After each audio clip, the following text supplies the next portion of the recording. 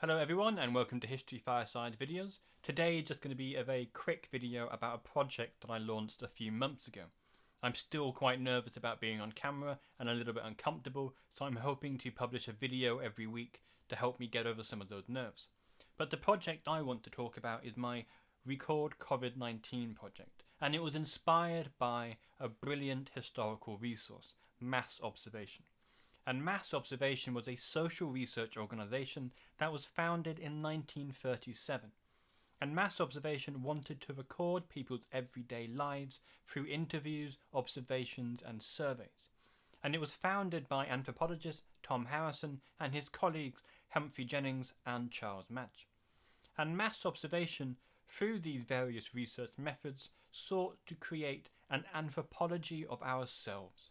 They wanted to understand the public mood in Britain better. And part of the inspiration for mass observation stems from one of my own historical research interests, newspapers.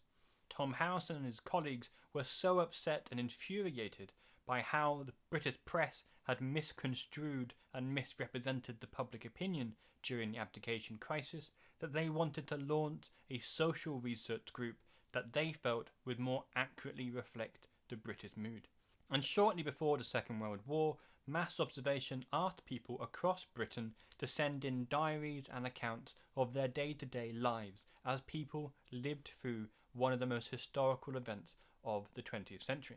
What makes Mass Observation such a rich source for the historian is the broad range of these anonymous diaries and observations. They never, Mass Observation, defined or dictated what form these diaries or observations should take. And as a result, you often get these amazing accounts of everyday life, from the bizarre and the weird, from descriptions of a tortoise in an English pub, for example, to the more mundane accounts of people just complaining about the news or queues or the weather. You get through these sources a plethora of opinions that often challenge the prevailing myths. Some diarists, for example, praise a heroic and inspiring speech by Churchill. But other diarists complain that the same speech sounds insincere, or that Churchill sounds drunk when he's delivering it. So you get a myriad of views that often cut through some of those broader narratives that can arise.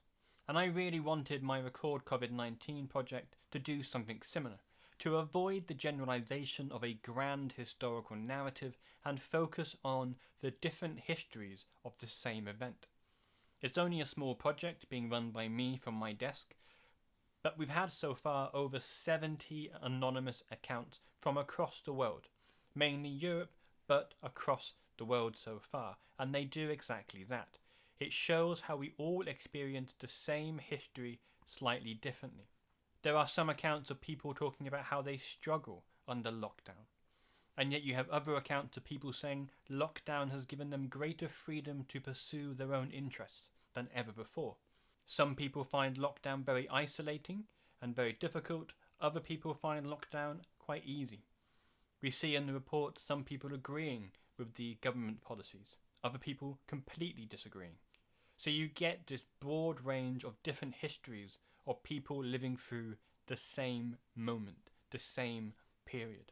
But one of the aspects that really fascinates me, and one that I think is worth exploring in greater detail when the crisis is over, is the idea that emerges in some of these accounts that history is something that happens to other people.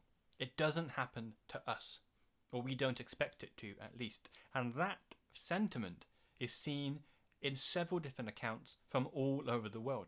One history student, for example, from Lincolnshire says, "It feels strange to know that I am living through something that will be remembered in history and eventually taught to students. I never really thought I would live through anything significant like this." Whilst another from Swindon writes, "I study history for a reason. I never thought I'd be living through a major event in it." That sentiment also appears across the pond. One account from Canada says, "Reading or learning about this in regards to history is so different from actually living it." Whilst the hairstylist from neighbouring USA writes that she knows she's living through a chapter in a history book, but she feels disconnected from that history. Of course, we live through history every day, Our voices, our tweets, our YouTube videos all make up the body of sources that historians in the future will use. But that feeling that history happens to other people is one that millions of people have felt and experienced during almost every major historical event.